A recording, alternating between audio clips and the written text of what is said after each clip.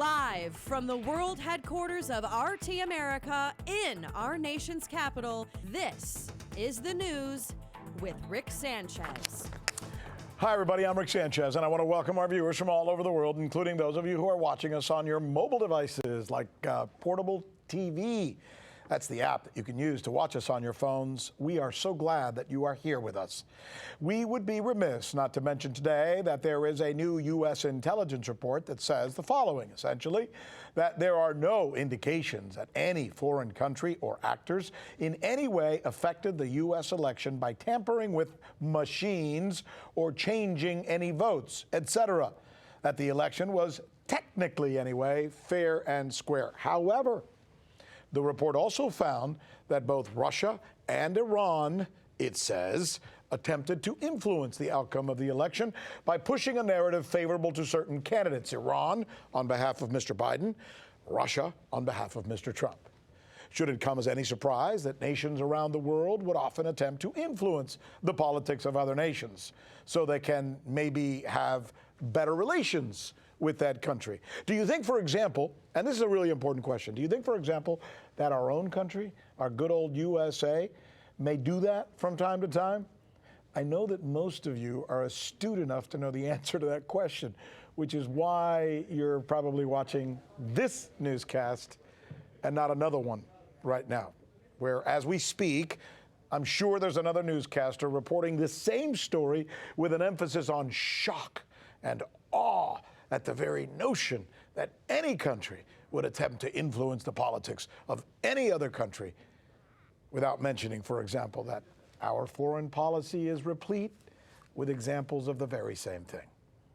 In fact, let me go further. If you really think about it, one of the reasons that other countries often try to influence our politics is because they feel, and they may be right or they may be wrong, right? Right or wrong, that we are attempting to influence their politics when we sanction them because we don't like or agree with their leader or their government.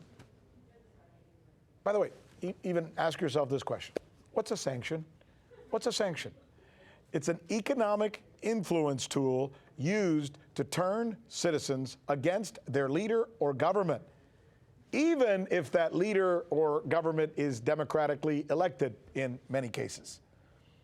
And the list, by the way, of countries that we are now actively sanctioning is long and getting longer by the day. Just in the last year, I'm going to show you the list. Here we go. Belarus, Burma, Burundi, Central African Republic, Chinese military, Cuba, Democratic Republic of the Congo, Hong Kong, Iran, Iraq, Lebanon, Libya, Nicaragua, North Korea, Somalia, Sudan, Syria, Russia, Venezuela, and Yemen, and Zimbabwe. That's a lot. By the way, sanctions used to be a big deal. It was literally no joke. It was an act of Congress to get them enacted. When the U.S. chose to sanction South Africa, and that was kind of an easy call, there was a national debate that got most of the country on board. Today, administrations, whether Democratic or Obama's, or Republican like Trump's, enact sanctions literally like they're parking tickets. So what about the Biden administration? We're going to drill down on this one as well as we ask the question, who is influencing who? Here on the News with Rick Sanchez, where we believe it's time to do news again.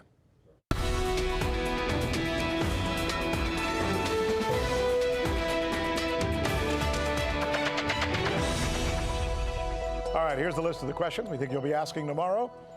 What exactly is an influence campaign?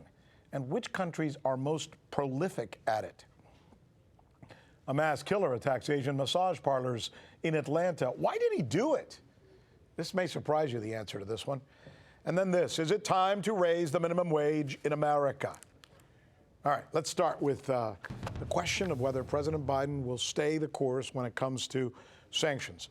Both Presidents Obama and Trump stayed the course, but they both tended to wait at least until about 6 months in office to do so. Mr. Biden, it can be argued, is trumping Mr. Trump and Mr. Obama. Within his first 2 months in office, he's already bombed Syria, sanctioned China, and now sanctioned Russia. Time for context and perspective. And to do that, we're going to bring in a full panel, individuals with unique perspectives on this. Joining me is George Galloway, former member of the British Parliament, former naval officer John Jordan, and Pulitzer Prize winning New York Times bureau chief Chris Hedges.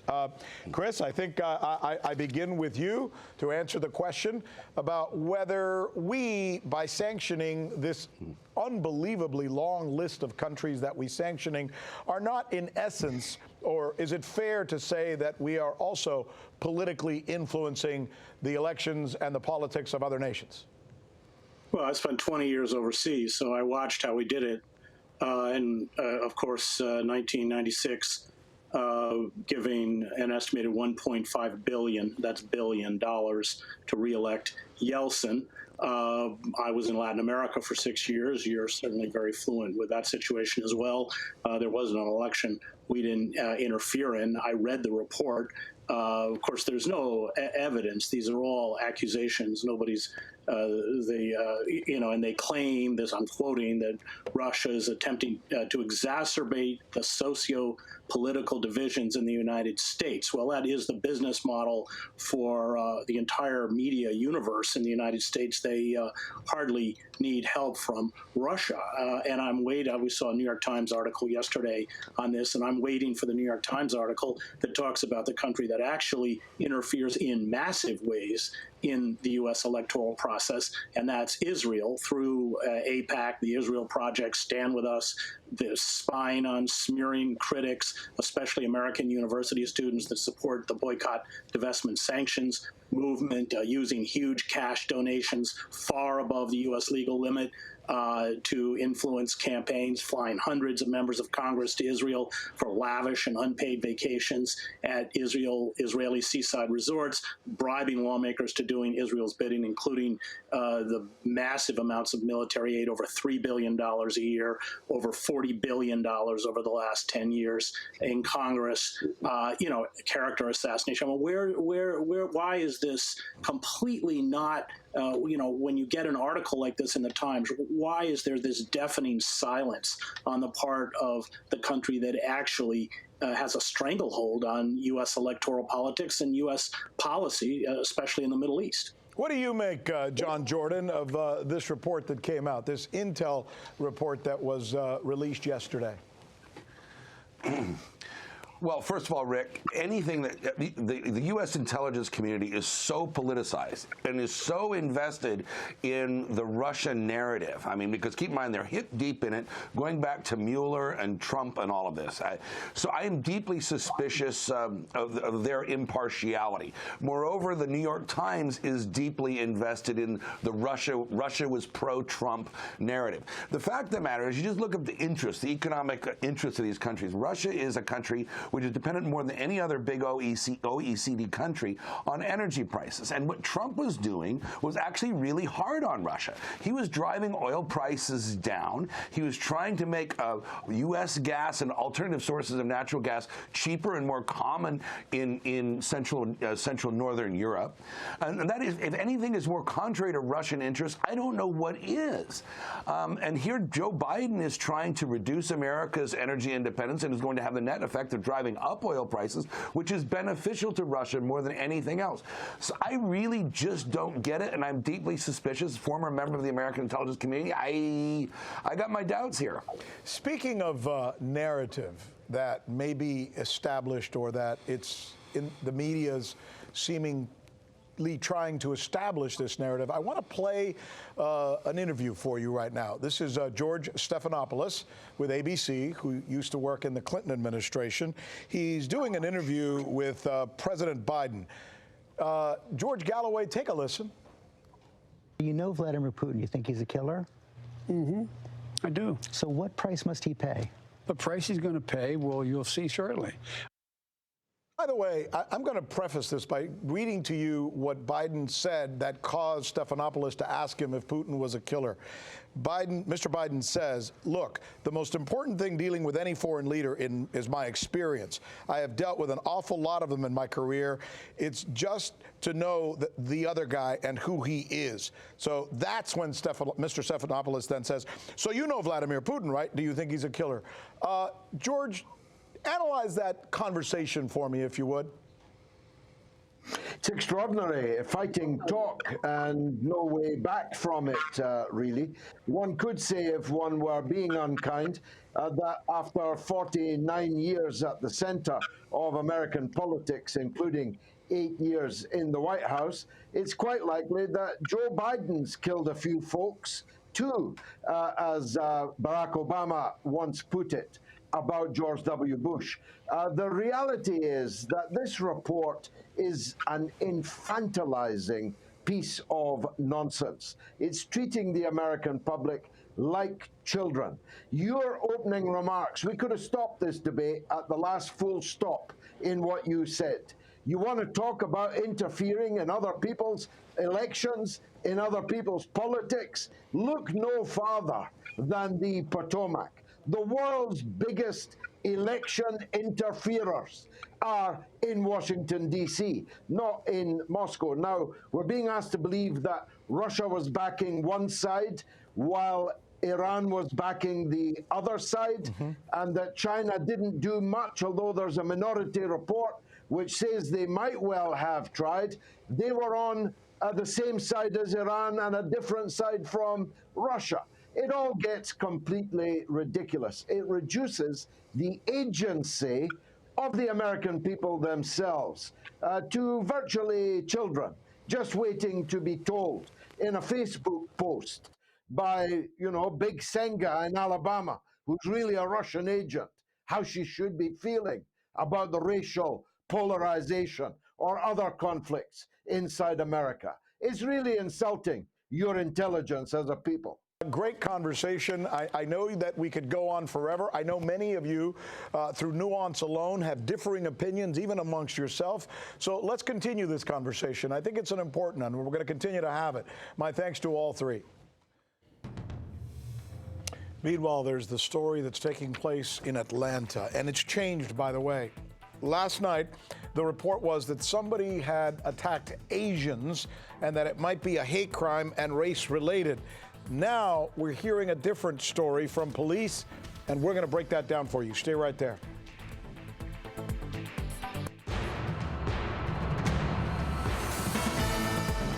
Hey, welcome back. I'm Rick Sanchez. Last night, something pretty horrible happened in Atlanta.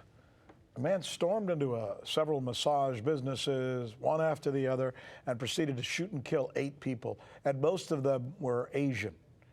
They were also mostly female and worked in parlors associated with sex. And now we're learning that police are looking at that motive, not as related to race, but rather sex. That the suspect, according to some reports out within the last couple of hours, had a, quote, sex addiction. RT correspondent John Huddy has the latest on this story. It is being called the Massage Parlor Massacre. Police say 21-year-old Robert Aaron Long shot to death 8 people, including 6 Asian women, at 3 massage parlors Tuesday in the Atlanta area. He was caught 150 miles south of Atlanta after Georgia State Police rammed his car off the road. Initial reports raised concerns the shooting was racially motivated following a surge in hate crimes against Asian Americans nationally. But today, police say Long told them he targeted the massage parlors because of his own sex addiction and said he wanted to remove the temptation of going to the locations.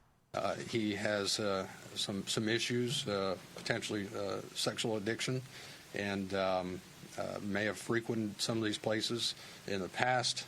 But as the chief indicated, it's still early on. We still have a lot of things to process. Authorities say he killed 4 people at one massage parlor about 30 miles north of Atlanta, 3 Asian women at the Gold Spa in Atlanta, and another victim, an Asian woman, at the Aromatherapy Spa and Massage Parlor just south of Atlanta. Several women, according to police, were of Korean descent. There have been law enforcement sting operations at massage parlors in cities across the United States, with many of the women working at these establishments being the victims of human and sex trafficking operations, including many right here in Florida. And detectives say Long was on his way to Florida to target even more massage parlors when Georgia State Police caught him. He reportedly comes from a deeply religious Christian-based family who are cooperating with police as the investigation continues. For the news with Rick Sanchez, John Huddy. I want to bring in my colleague, Manila Chan. Not only is she my colleague, I also happen to think she's wonderful and really smart. And she spent a lot of time recently writing about this and talking about this. So I want to get her perspective. What are your thoughts, Manila, after you heard these reports last night? Well, obviously, when I first heard it, like anybody else, like any decent human being, you would know that this was an awful, horrific act. And the fact that it hits close to home in that this is my community, specifically of Asian women in particular, it really strikes a chord in me that says this is an attack. This is an attack not only on humanity, but an attack specifically towards Asian women. And if it's not, this guy says that he wants to eliminate the temptation or, that this was a sexual deviancy, right? But Rick, let me put this out there. He says this is not a hate crime, but if Mr. Long has a sexual obsession or a pathological sexual deviancy towards Asian women, then his attacks are predicated on race. And that is exactly the literal definition of a hate crime.